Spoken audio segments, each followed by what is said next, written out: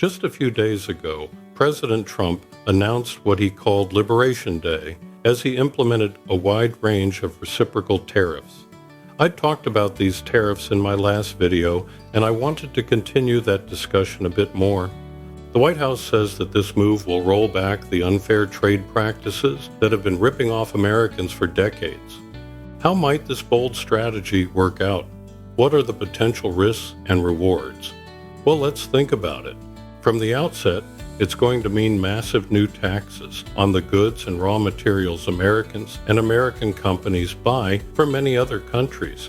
We have seen this cause some panic buying and selling throughout the economy in recent weeks. Some in the media point to recent stock market declines as an example of the negative impact of tariffs. Ordinary folks have seen the impact in their jobs as rapid preparations for tariffs consume their work life for various reasons. For example, at my day job, we were hustling to get tariff surcharges implemented in our invoicing system.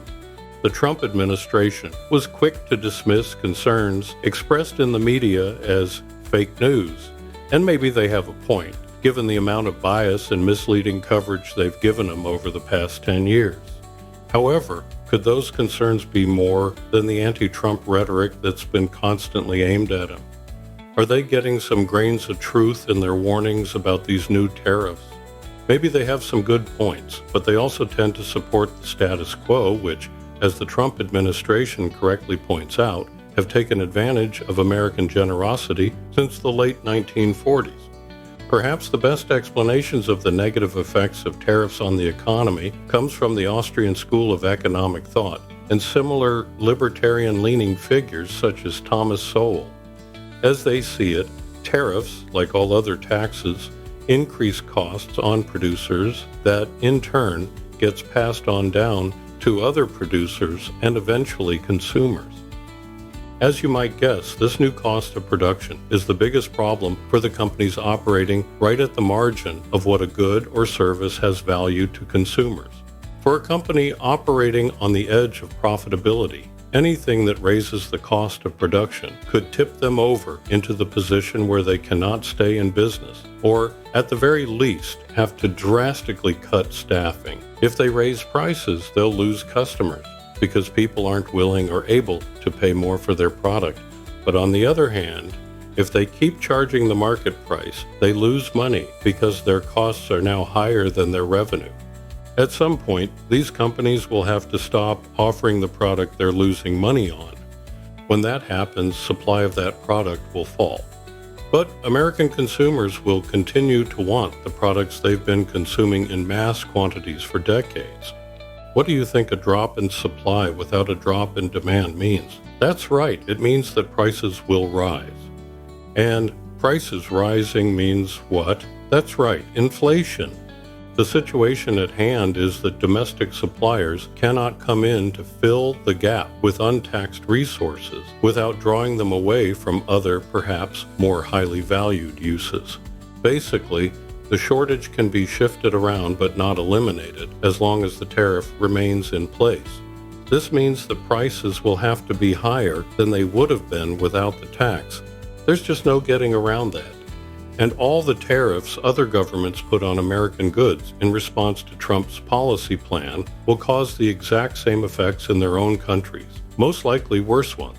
It shouldn't come as a shock that globalist European government leaders, much less the Chinese Communist Party, are more than willing to harm their own people's economic security to increase government coffers and distort international trade to maintain their grip on power.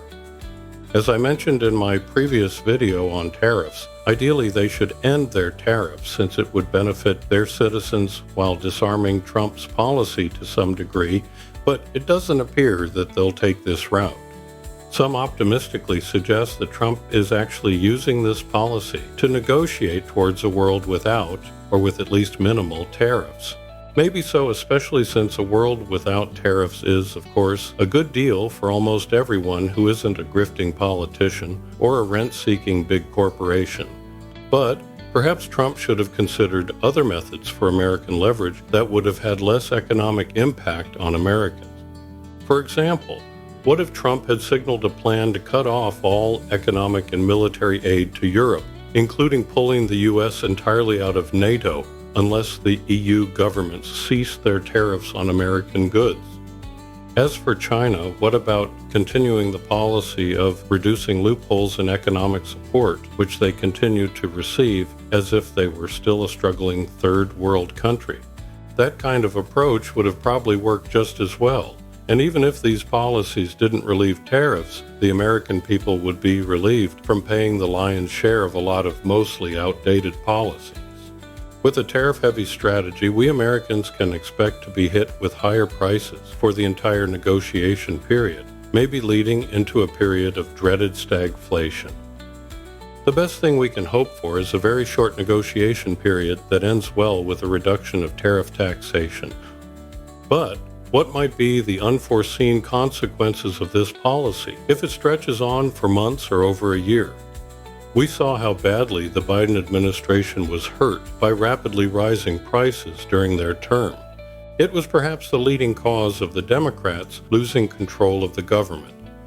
As James Carville put it in 1992 when he was Bill Clinton's chief campaign strategist, "The economy's stupid." Trump and his supporters are taking a huge gamble, not just for the upcoming elections in 2026 and 2028, but to the credibility and future of their entire Make America Great Again movement. My take is that since their plan will, in all likelihood, hurt the already struggling American middle class, they're making a bad bet unless they rack up a very quick win. As Sun Tzu put it, a ruler should avoid prolonged warfare since such conflicts are detrimental as they exhaust resources and morale, and tariffs are economic warfare. If, and it's a big if, Trump can resolve this economic battle quickly, it will be a huge win for him and his movement. But if he doesn't, if he thinks that basic economic laws don't apply to his policies and Americans will accept higher prices and stagnant wages under his leadership where they didn't with Biden, well, things aren't going to go that great for him. To wrap things up, do you think the reciprocal tariff policy is going to work out great, or is it going to lead to a political disaster for Trump and his movement and an economic one for the country? The idealist in me is hoping for a quick resolution with lower or even no tariffs and a greatly improved trade balance situation. My more realist side says it's going to be a rough ride. So as the Mel Brooks song from the movie The 12 Chairs goes, hope for the best, expect the worst. Let me know what you think about Trump's tariff policy in the comments. I always appreciate your input, even when you don't agree. And of course, do the like and subscribe thing so that it makes YouTube's algorithm happy, since statistics show that this simple act improves the economy, something we really need these days.